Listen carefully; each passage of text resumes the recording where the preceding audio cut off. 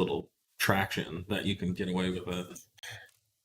Like, there's really no reason to ever touch the brakes in that car. All right, I think we are up on all. Oh, Facebook's Maybe struggling. like in the front straight. Okay, looks like we're up on all the things. All right. Oh, we have no monitor today? It's way over here. I'll bring it up, but no, It it's sucks. yep. It like gives me something to like. Reference. Otherwise, I feel like I'm not talking to anyone. Yeah, you gotta steer it. Well, welcome everybody. We're here for our weekly live chat. Hopefully, you've picked up that we've moved the time to 11 a.m. Hopefully, that works for more people. We did it last week due to some technical difficulties, and we had felt like a lot more people watching and a lot more questions. So hopefully, maybe it's a little bit later. Maybe it's, I don't know, lunch break for more people. Yeah. So. So we're here as always. This is a question and answer session. We're here to answer any of your Volkswagen Audi 034 Motorsport questions, past products, current products, future products. We're happy to talk about our own opinions and thoughts about cars in general. And there's been some really great questions recently about that. So we're happy to chat about anything, and we'll take on any question and answer it as directly and with the least amount of BS as possible. Minimal filtering. Yeah. So, all right, let's get started. First, we have some questions left over from last week, so hopefully these people are still around and can get their answer. But someone asked, can you tune VW and Audis in California? You can. We are based in California. We've been able to build one of the, I think safe to say, one of the biggest and best Volkswagen Audi tuning companies in the world, right here in the Bay Area in Silicon Valley. Silicon Valley is about 15, 20 minutes south of here. Like Apple and Google and Yahoo and eBay, and maybe you heard of those companies. But California emissions are the most strict in the country. Typically, CARB, or California Air Resources Board, sets the most strict environmental, air, and water policies in the country that other states eventually adopt. But California prides itself in being slightly ahead. And you know what? I can understand it.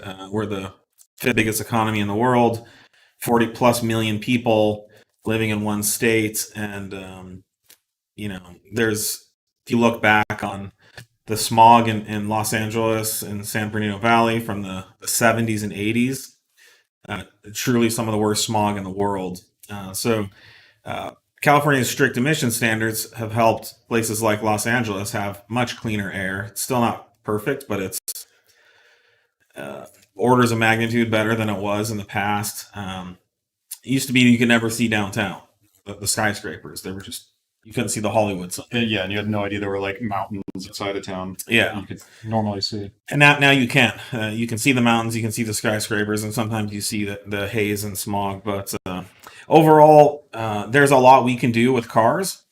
These laws and this kind of strict regulatory environment has really shaped the way we do product development, the way we do engineering, it's helped us focus more on chassis and handling parts. And if you look at our catalog, you'll see that the bulk of our products are for suspension and handling improvements.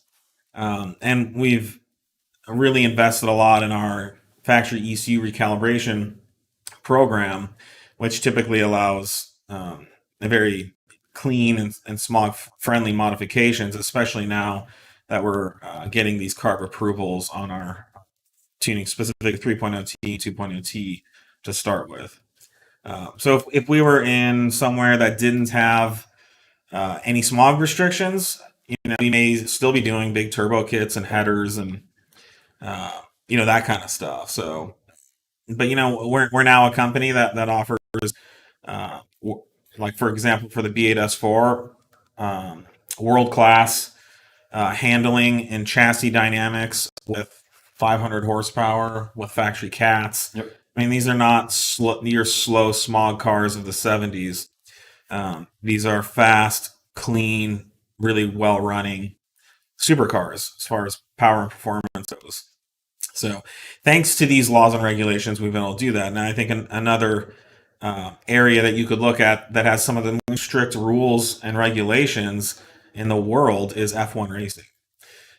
And look at the kind of technological advancements that come out of F1. So sometimes when there's more restrictions, the creativity has to increase substantially to deal with those limits and regulations. I think F1's a great example. Certainly look at California companies and automakers. All the automakers in the world are rushing to meet California air quality standards. Right. Because ultimately it represents the best technology and the best implementation of the engine creating power cleanly. Yeah, and that's the big. I think it's an excellent point. Is all these auto manufacturers are trying to also set big power numbers and advertising numbers with these cars, so they have to have components that can both meet emissions and the power. They have to do both, and if it wasn't for the regulations, they just do one. We're kind of lucky in that they're dumping a ton of resources into doing that, and you kind of get to ride on those coattails and do the same. Yeah. So some of our other competitors are in the middle of nowhere in Alabama or whatever, and they have no local restrictions really, but in the national and international market there are restrictions. So, all right, next question. I recently received an email that an update was sent out. I updated my ECU to the newest 7.05 file, then went to check the TCU files. I noticed that most of the files were still R1.33, but the one file was R1.5. Is this an update for a different use, E8S4? There's been some incremental updates throughout the years on the TCU and the ECU. Between those two files, there's going to be very, very little that you would ever notice. It was more of a tweak or bug fix than anything. Just in the way, in particular on that one, it was the way we did the kickdown lockout. Worked a little differently. That was it. It didn't actually function any differently. It was just some different mapping strategy for that. So, that's why if it's something like that where it's a complete lateral and there's really no reason to change unless we instruct you specifically, you're probably not going to notice it. And it's going to run the files that are there. But if you see it there and there's no notes that indicate that it's not going to work with your setup, you should be all set. Cool. Next question. What is the most noticeable update to suspension other than the sway bar on a B8.5 S5? Other than the sway bar? I would say probably the front upper control arms, which will allow you to dial in some more camber. The track spec ones specifically. Yep. I think that would make a big difference. And I don't think we have springs for the S5 yet, but it's on our list of products, so we could possibly be releasing them this year. But I think basically any car you take, any Volkswagen or Audi that we make products for, you put the springs, any sway bar package we offer, and if you can get some more camber in the front tires, it's like driving a whole different. And then also on that note, just ensure your lowers are in good shape. Those do wear pretty quickly. That's right. If your lowers are your lower front control arm are loose or blown out at all, that will be. So I would start there. Wait for our springs. We do have an A5 in house right now, so we're getting more into that chassis and platform. We focused more on the sedan in the past, but. All right, next question. Someone says, "Good afternoon. Love your videos and transparency." Well, we appreciate you watching in, and that's really good to hear. It sets you apart from other companies and tuners. I have 034 springs on my B8 S4. When OEM shock struts eventually wear out, would you recommend OEM replacements or some aftermarket like Bilstein? I can't speak to how well the Bilsteins would work. I personally haven't done that comparison. I don't think any of us here have. I haven't done any good AD on that. I just know the OEM shocks are actually really good for the application. They're very with springs. Unless you're going really crazy and getting into full coilover stuff, I don't know that there's that much to improve on just a strut from a good OEM version. Yeah, the factory dampers are very good. We would just replace them with factory dampers here. There's not really one single application in the newer cars that I can think of that would benefit. That we could say that we've seen the comparison that it benefited. The problem is, the factory dampers are very good quality. From a quality standpoint, they're as good as anything from Bilstein. Um, the quality of the valving, the technology, how they function. It's a premium damper. So then the question becomes, well, the Bilstein's different somehow. Does it offer a lot more damping? How does it dampen on compression and rebound? How does it act on high and low speed? We know all that about the factory dampers. So if the Bilstein is kind of out of the range of what the factory does, which we consider optimal, then you potentially have the opportunity to make the handling worse. So if you all of a sudden have too much damping for the spring rate of our spring, now you're going to have an overdampened setup. Yeah. And that doesn't necessarily handle better. No, they're quite crashy and kind of unpleasant to drive around, especially on streets. I mean, it just the damper is over controlling the spring, so the tire doesn't necessarily conform with the inputs from the road, right. And you may actually your tire may lip off the road, for example, because there's the damper isn't allowing it to drop as quickly.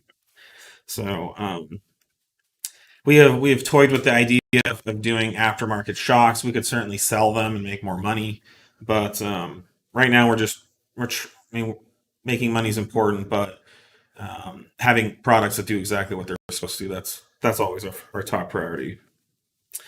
Someone's asking, will you sell internals for the 3.0T? Yes, I think we will. We're looking into and developing this program now based on some of the feedback and what we're seeing from customers having issues essentially overpowering their motors. Nothing specific to report on just yet. I think for sure those motors likely need rods. I think the stock pistons are probably good quality, but yeah, I don't know. A lot of people have regular failures on the 3OTs, what they're seeing when they're tearing. Yeah, we need to take. We're still. I'd like to see. We're still in the data collection side of it. Because you can mount the ring lands on a forged piston as well. It's harder to do, but if the tuning's not where it's supposed to be, or you're running too much boost for the tune, or whatever the case, or for some reason, if you're ported and all of a sudden it's running lean or something. Yeah, usually it's some other factor. A forged piston's not going to solve that. Although it would, with a factory piston, you might be able to mess up once and then it melts. A forged, you might be able to do 10 times. Yep. So no, we are planning on internals. We are just still in the determining exactly which path to take. Yeah, we don't know. Generally, I like to keep factory pistons if possible because they work really well. They seal up really well. They're quiet.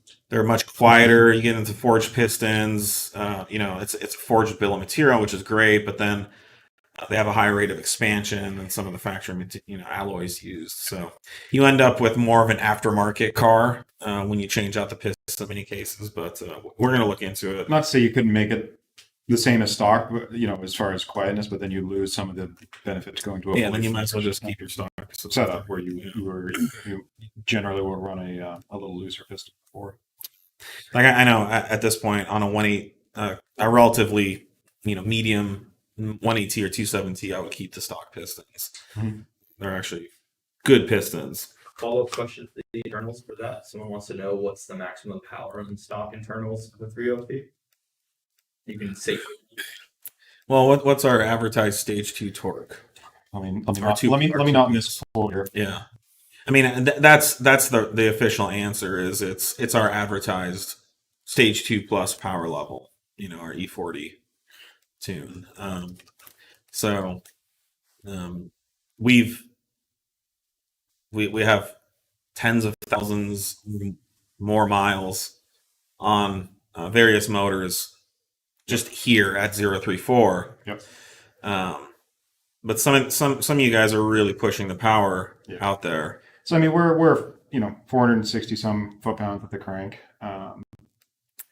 And torque is usually what you're looking at. It's not necessarily a power. No, it's always torque. Torque's going to be your limiting factor on a motor. Torque represents peak cylinder pressure. Yep. Our horsepower involves the work and effort of the RPM. And so the speed that the crank is spinning adds to the power that to the torque that ultimately creates horsepower. But so I mean, I would limit it there if you're concerned about safety. I mean, realistically, the limit's probably There's like 500 yeah, pounds. there's certainly some room there. Usually, as a general rule of thumb with VAG motors, you say no more than 100 foot-pounds of torque per cylinder or per rod. So 500's, relatively safe, conservative below that. But, if you're running a ported blower and huge pulleys or really small, huge crank pulleys, it's the pulleys that you could be getting, well north of 500, 550 foot-pounds of torque. Okay. And, because this would be on our 190 lower. That's as big as we typically. It's you're in uncharted territory as far as engine reliability goes there, and so at that point, you need to accept the fact that you could throw a rod at any moment, making that much power. Yep. But stick to our advertised engineered packages, and we're very confident that you'll be more than safe, unless you have some kind of reliable, maintenance age wear issue, which is becoming more and more frequent. It's definitely cropping up. Like if your intercooler decides to start leaking into your motor. Yep. And we've had guys where the actual intercoolers themselves are physically coming apart. So there's been a number of ways they've been failing. And then there's just melting / breaking up cats, which are very hard. That's a very quick path to a bad motor if you don't catch it soon enough. And there's only so much the ECU can do when trying to cram 500 horsepower through a cork.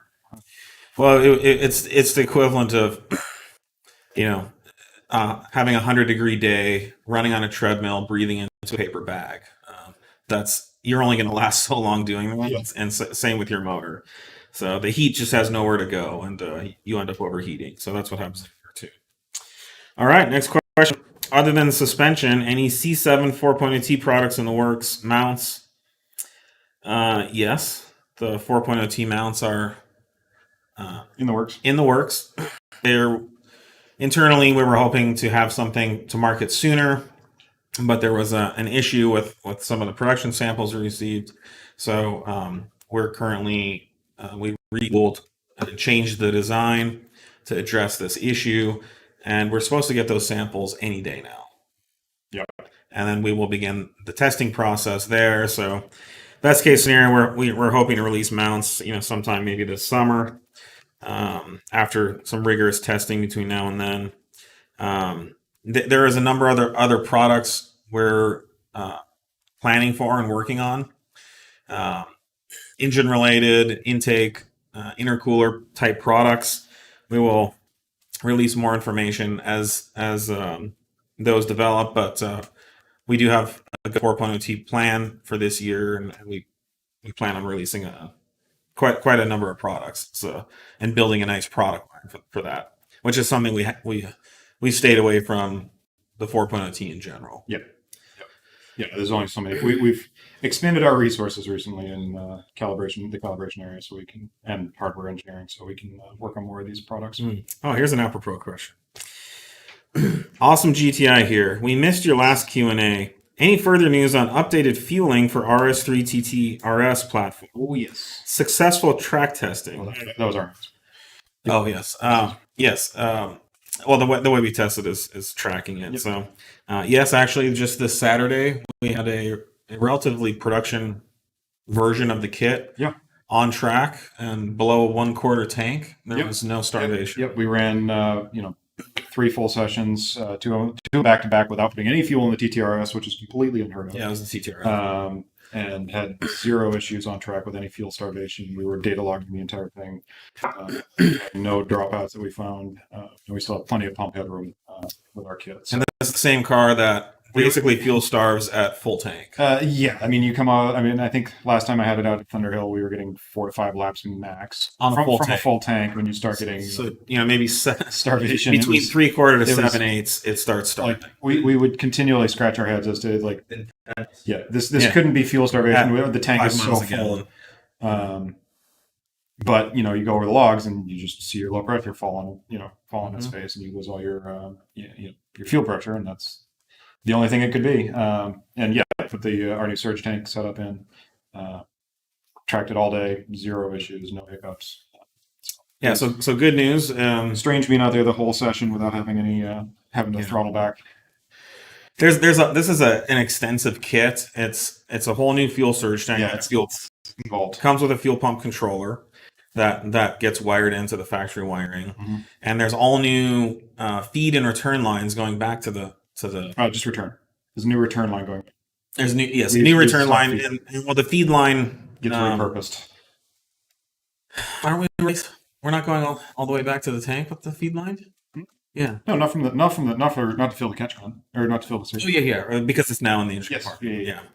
There was another kit. There was a different variant we were looking at doing. Yeah. There's a new feed line from the surge tank to the fuel rail, the fuel pump. Yes. So there's going to be like 100. This bomb's going to be like 100 lines. It's big. So there's a lot of little parts, and each part requires an extensive engineering testing effort.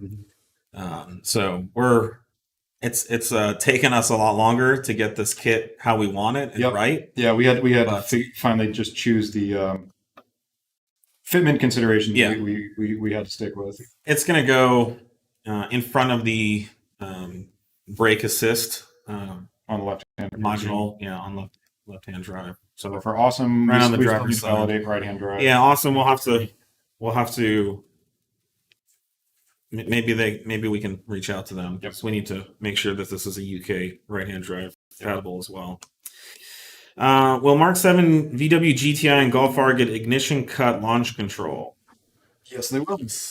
Yep, you're going to see Definitely. a lot of the same features right now, or all of the same features, and likely more coming that we've got for the V8 will be coming for the Mark 7. Yeah. We want to do that for Mark 7s. We want to do that for Daza. Yep. Basically, we want to add it to all our tunes, including B9. So Yep.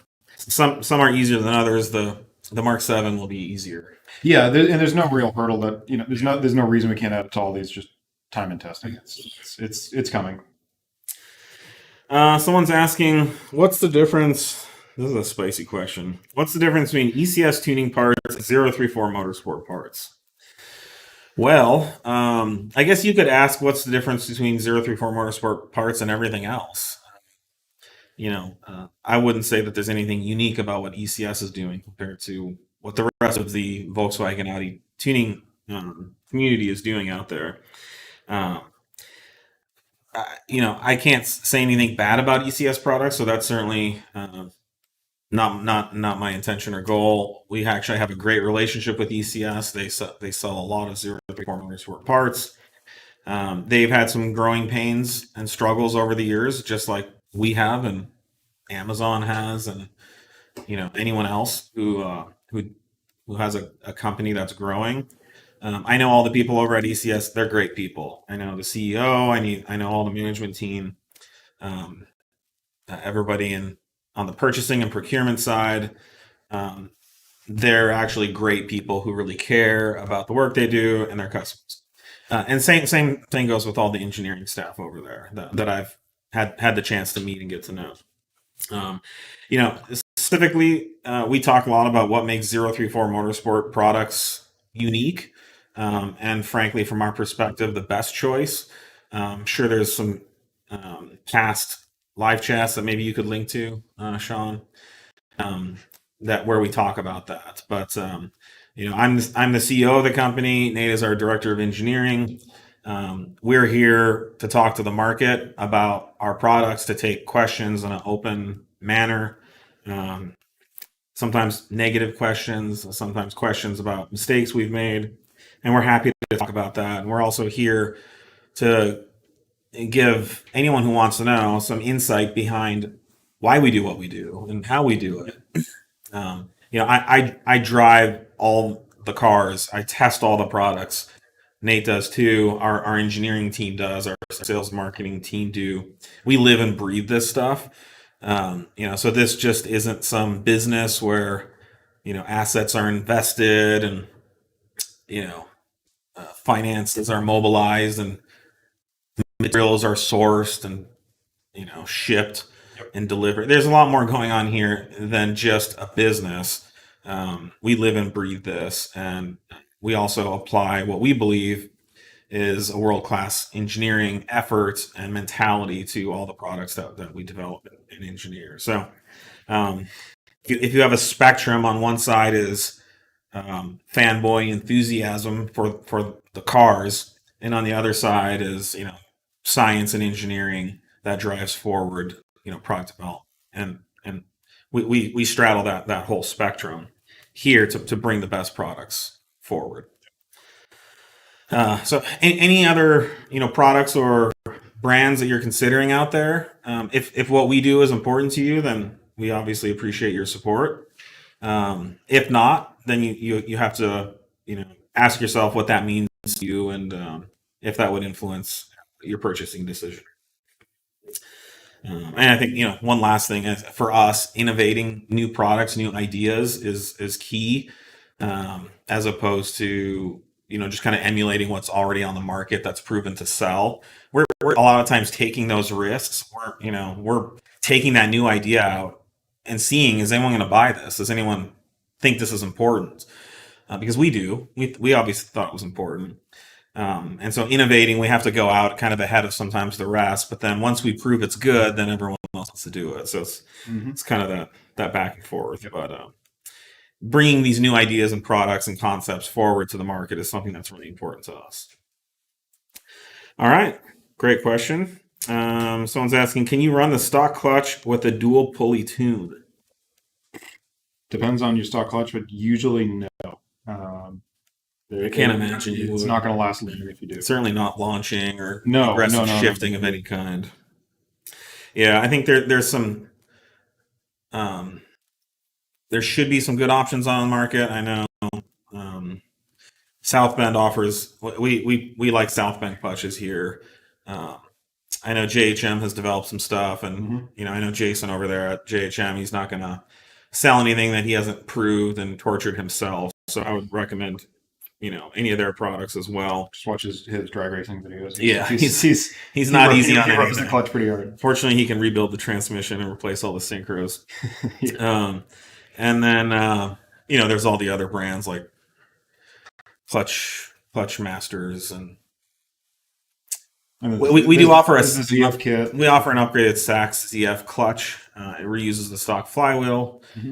It holds more, but I don't think we can say for sure. Yeah, I mean, if you're really looking to go a full, full power stage 2+ tune with variable gas, then I would go with a clutch is going to hold that as well. Yeah. It's not a small amount of effort to install those.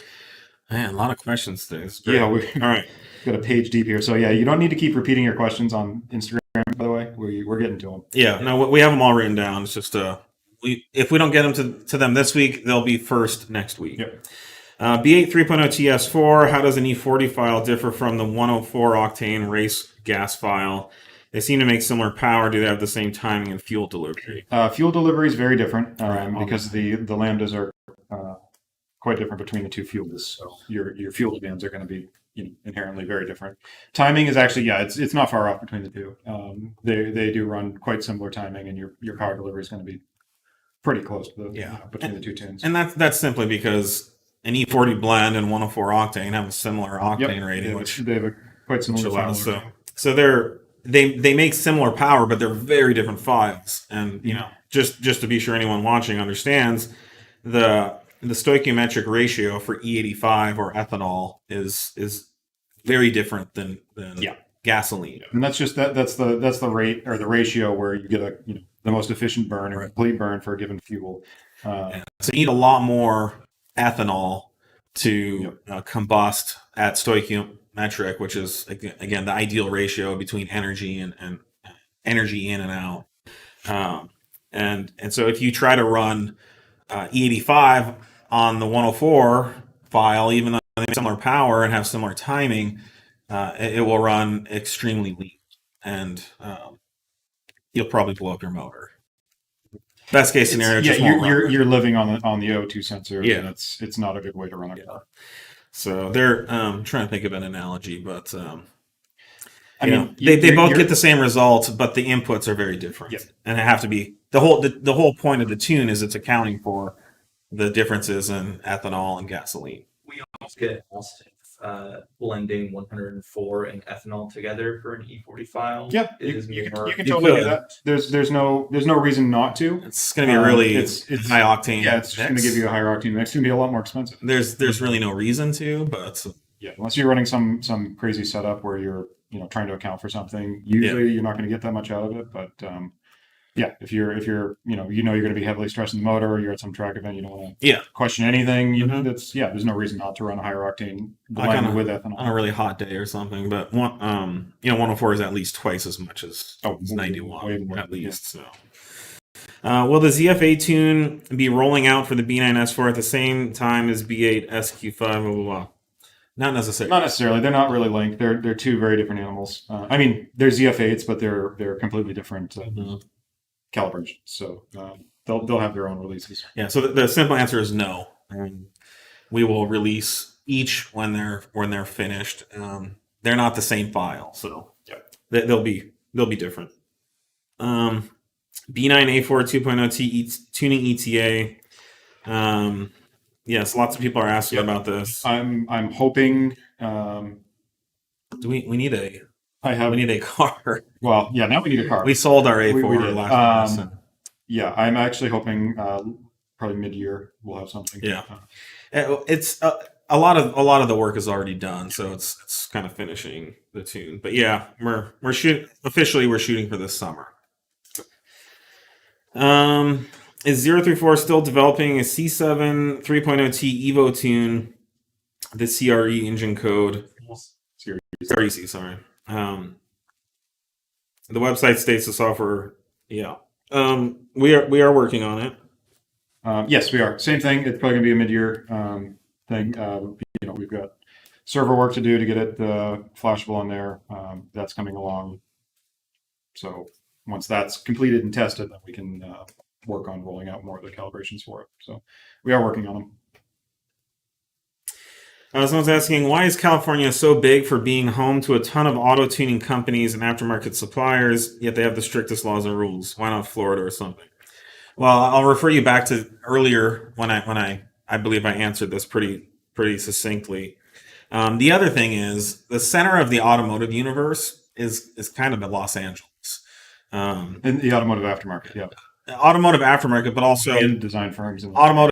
Most OE manufacturers have design studios in the Los Angeles area, and I would say automotive culture in general. So if you look at Chip Foose and a lot of these kind of well-known auto,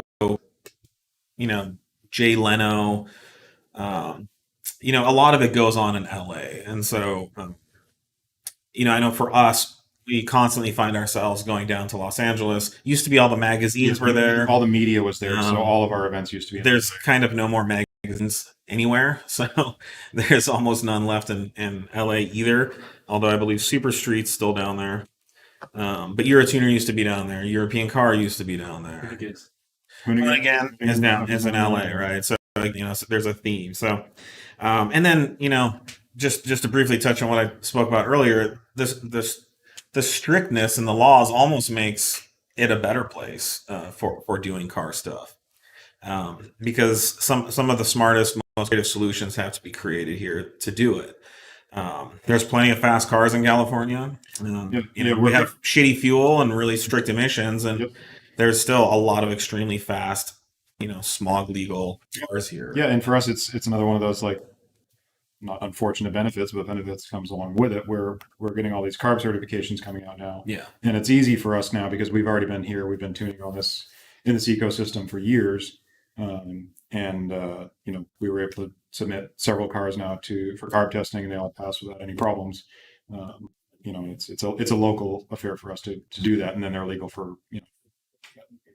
no questions asked for all 50 states because it's a California level of tune. Yep.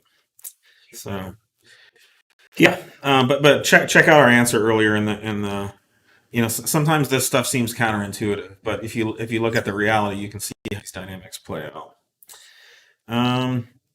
Is the 034 carbon fiber air duct for the Mark 7 GTI functional? Yes, absolutely. Yes. So it replaces the factory piece. So the factory piece is about this wide, and only about this much of it is dedicated to the intake. And so our new carbon fiber piece is now the full width, and basically the full width of that. Now there's still some air that needs to go to the engine compartment. Yeah, we do have a pass through. Almost 3/4 of that is now directing air to the intake. Yeah, the factory one entire side of it is just.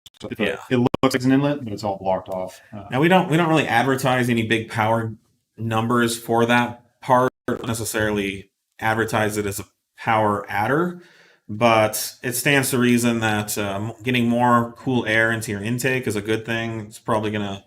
I think if we tested it, for example, on track, Yeah, that's a tough one to isolate. we would see benefits lap after lap where additional cool air is able to come in. So, and there's no doubt it looks amazing. So,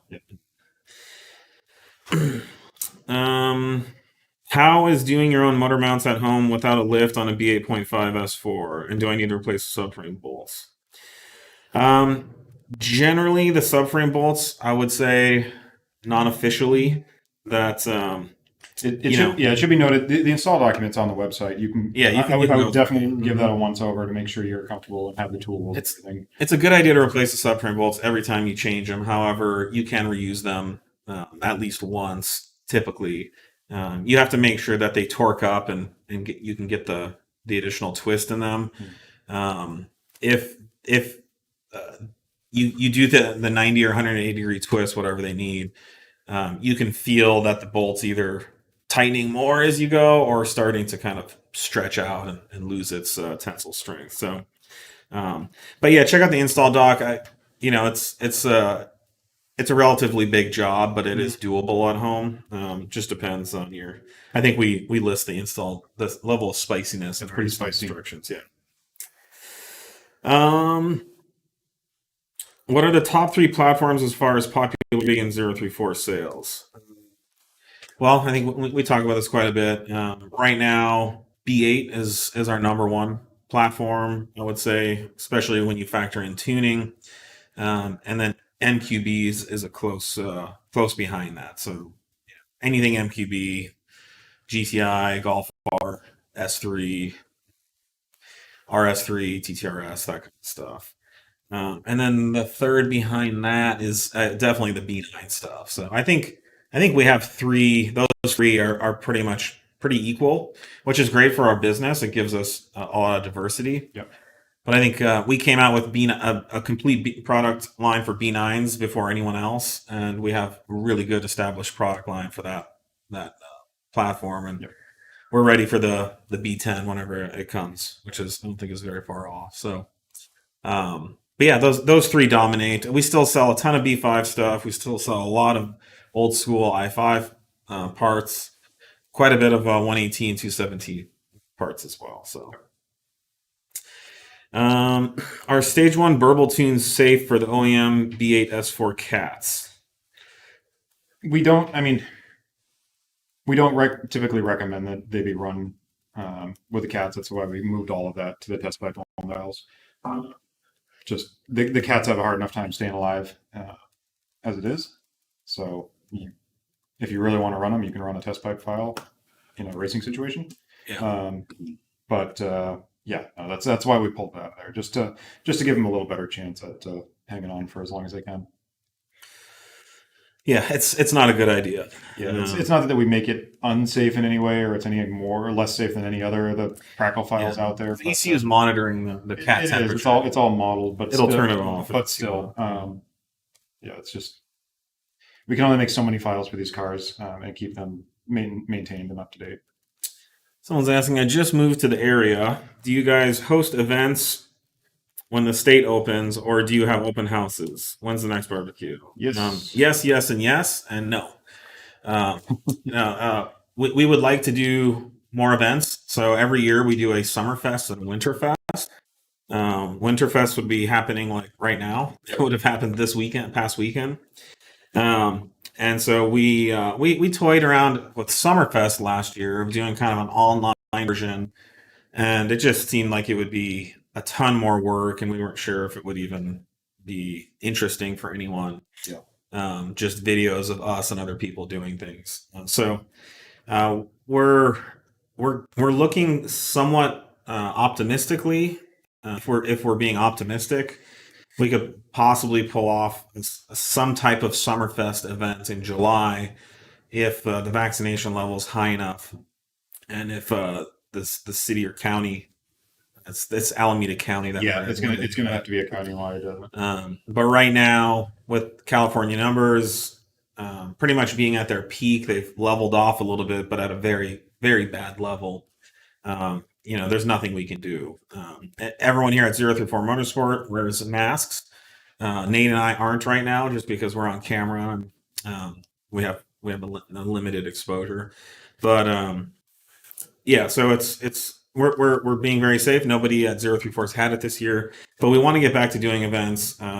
So I cook at Summerfest. I do all the cooking for both events with some help from a few people. But for winter, I've been doing a 20-gallon pot of chili.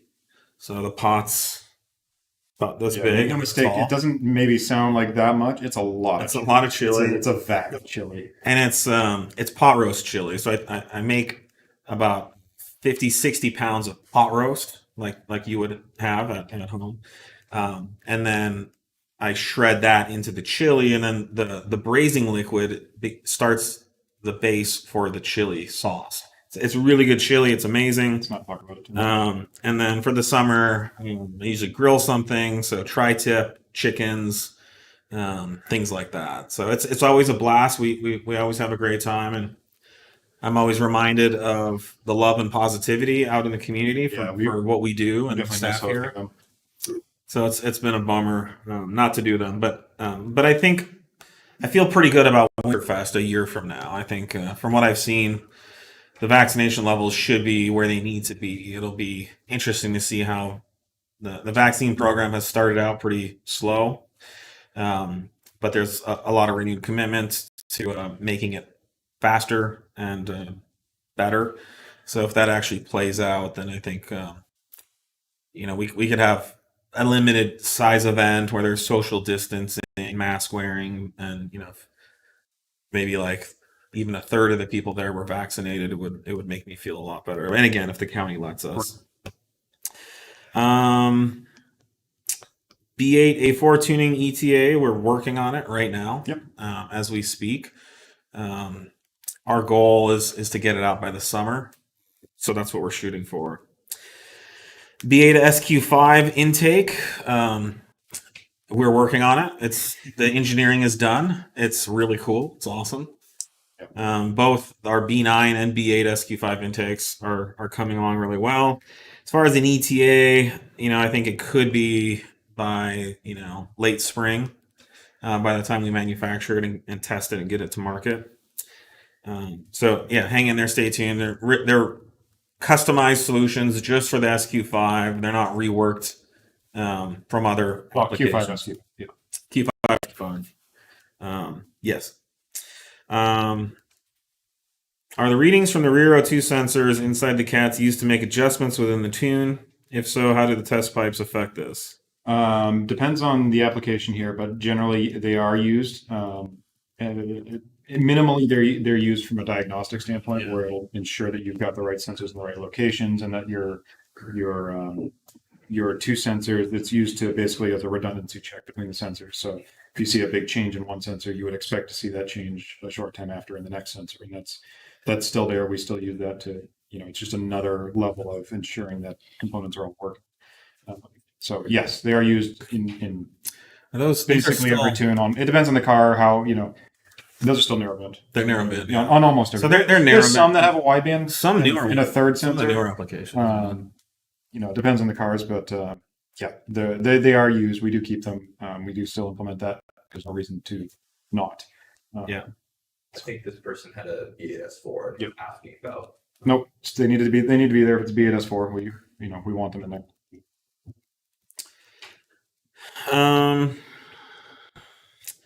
Some questions about Porsche. Are you planning on moving to Porsche developments? It's definitely on our radar. We'd love to hear from anyone out there what you would like to see. Um, the some of the new like Boxster Cayenne turbo flat four stuff's really interesting from a tuning perspective. Um, those are the base model cars, but they have tremendous potential thanks to the turbocharging.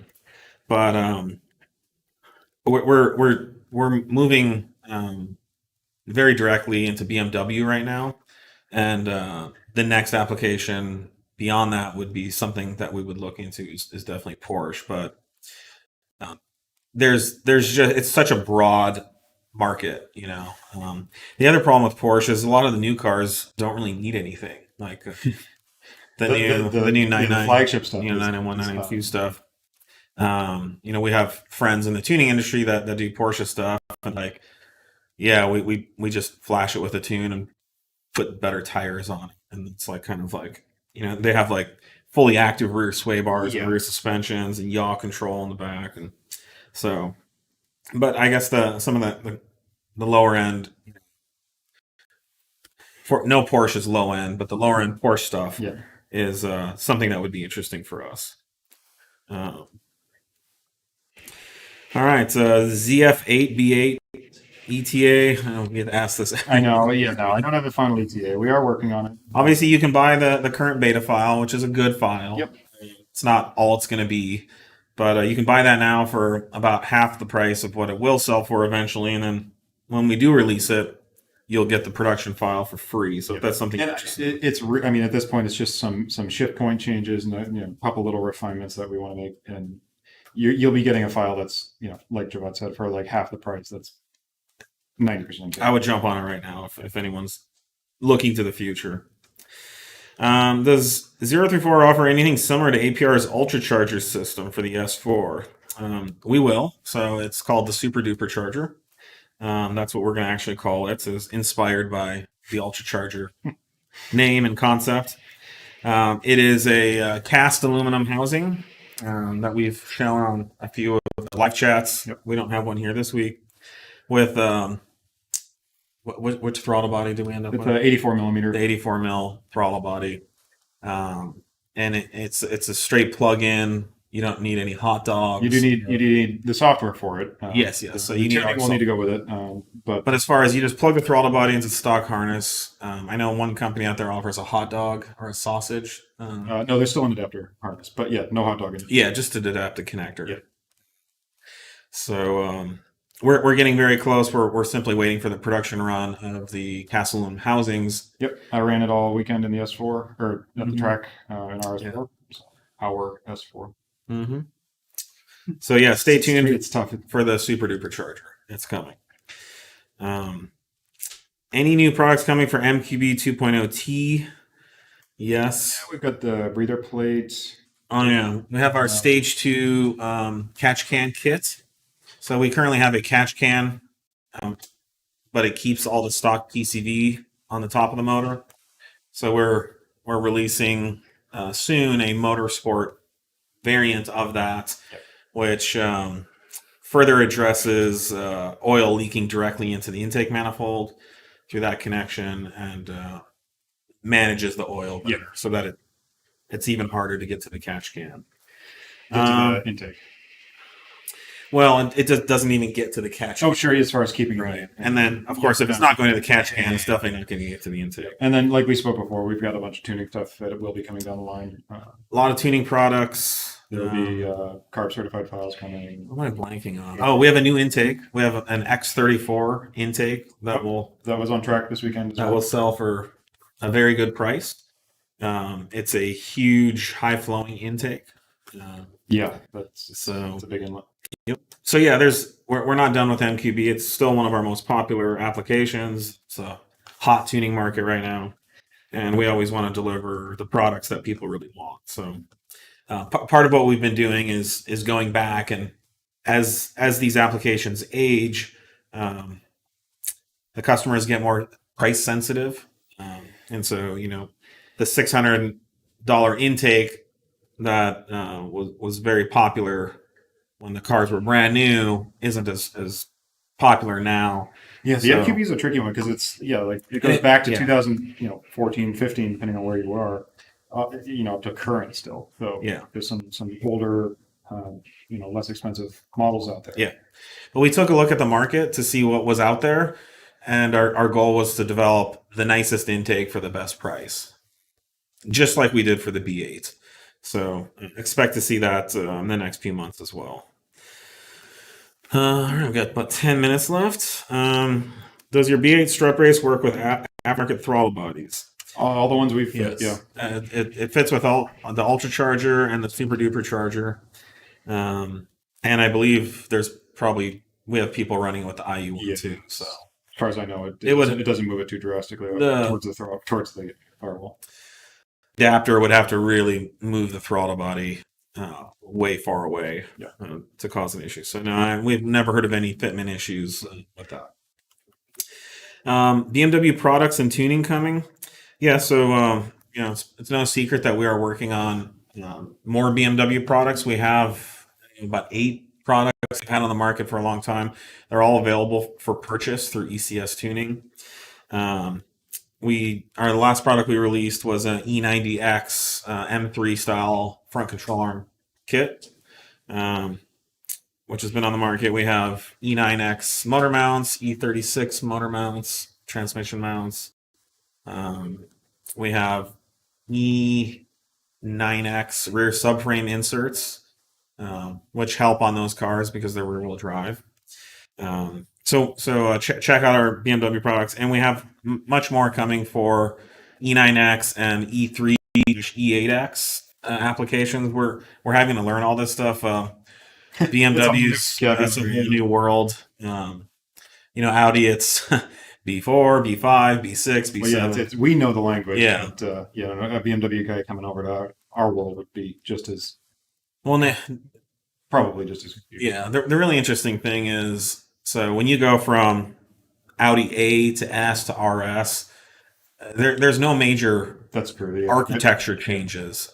So the M cars have gotten the RS3 is really not that different as far as architecturally from an A3 or an S3. But in the BMW world, the 330 has a completely different rear suspension than the M3 version.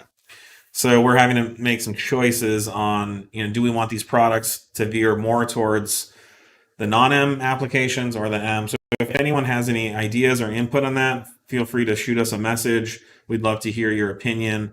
We're currently in the process of acquiring a couple BMW engineering platforms, and we'd love to hear from the BMW community. What are you guys looking for?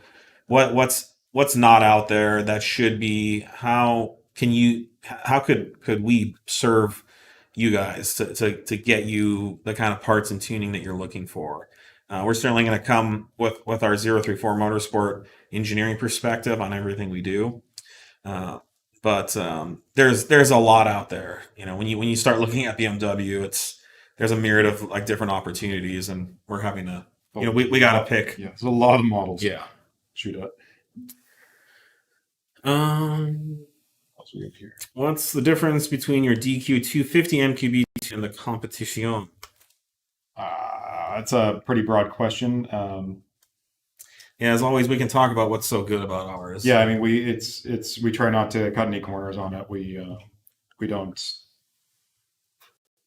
tune our TCU and our ECU in conjunction with each other. We try not to fudge our torque numbers from the ECU to work with, stock or all TCU softwares out there. So that also affords us the ability to have all of the proper torque readings into the TCU, which isn't always the case on, a lot of softwares out there. So it's generally a very unnoticeable thing in that it drives a lot like stock, but a lot, faster shifts, stronger, more torque holding. So we try and take like an OEM plus kind of approach to it. I mean, I would say our, TCU calibrations drive smoother and better than factory, shift faster and smoother. A lot of the benefits of the DSG tune are, kind of qualitative. There's no there's no horsepower number that you can just say ours makes 5 more horsepower. Or something. No, it's the shift speeds, it's the shift. But how these cars shift is so important. But it's there's not one number that tells you how a car shifts. For us, they have to shift as good or better than factory.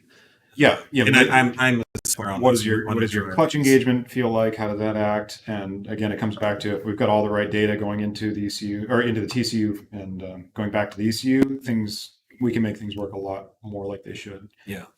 Versus and we do have our way. Features like AMAX shifting. Yeah, we'll play with that depending on the platform. And if it's front wheel drive, all wheel drive, there's some different considerations on launches there. The launch stuff. But the AMAX shifting is acceleration maximum. So it ensures that it shifts the two DSG clutches. They blend a little. They blend into each other. You're literally accelerating the entire time.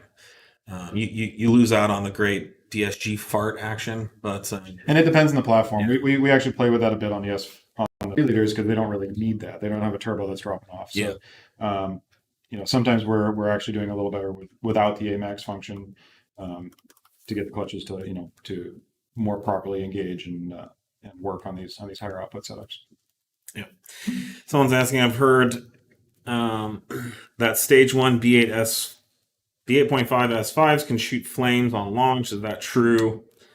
Does stage 1 have crackles too? That would be a test pipe vehicle, obviously, with a very open exhaust if it's doing that. I mean, it's got to have a free flowing path for that flame front to reach the back of the car. So, with the right exhaust setup and whatnot, sure, yeah, if that's what you're looking for. Yeah, but not with cats. No, not with cats. It has to be test pipe.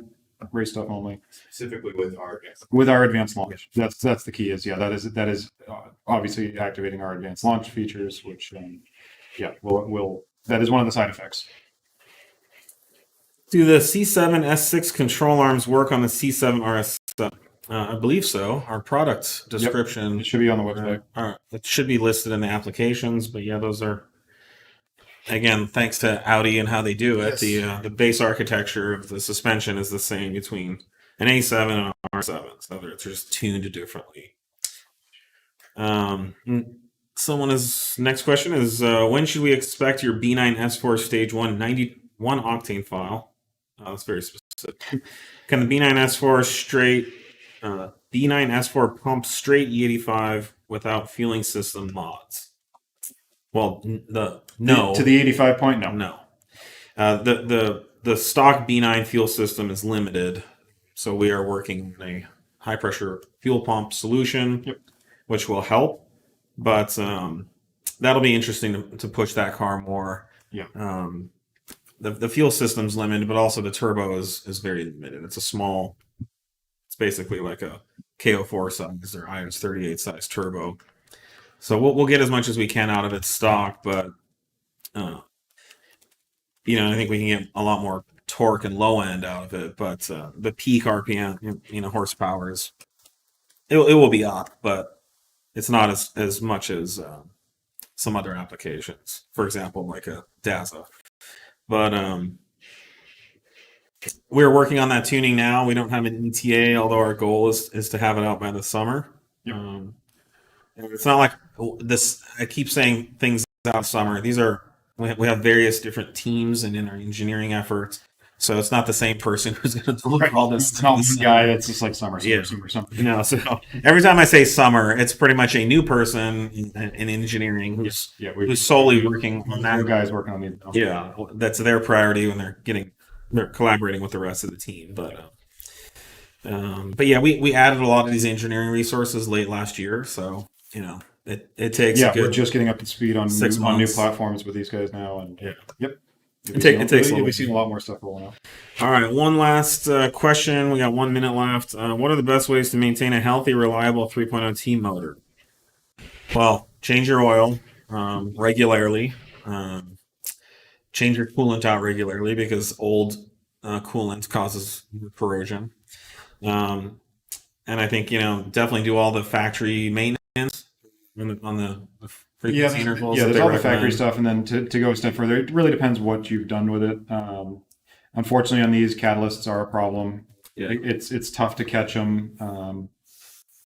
As they're failing, they kind of cascade pretty quickly. But we do recommend, if you can, get a look in there, either with a scope Through the O2. through the O2 Yeah. sensor port, and then just some data logs and shoot them our way. If you're on our tuning, we're always happy to just review a log quickly. That's what our logging tool's for. I know a lot of guys like to try and run a lot of boost and a lot of power, even if they're on like 91 or 93. We can help kind of steer that choice based on your logs, but you'll often find that a more sensible pulley ratio, like a 179 or 180, is going to get you a healthier, more reliable, more performant motor than And still make a ton of power. yeah, and more consistently. There's a number of things, but it's got a couple of. There's unfortunately not a lot you can do to better maintain a catalyst or an intercooler core. There's the coolant will help, but there's some structural issues that we've seen on those. Yeah, I mean, I would recommend anyone to either budget replacement cats or keep your eye out for some good used ones or something. Yep. Or a good deal on some new factory ones if you can find it. Yep. But you got to put gas in it, and every once in a while you got to replace the cats. So, all right. Well, thanks again, everyone, for joining us. It's been another great week. This was 38. Dang. Yeah. Well, we're almost we're gonna be over the hill soon. So cheers. We'll see you guys next week at 11 a.m. Thanks, guys.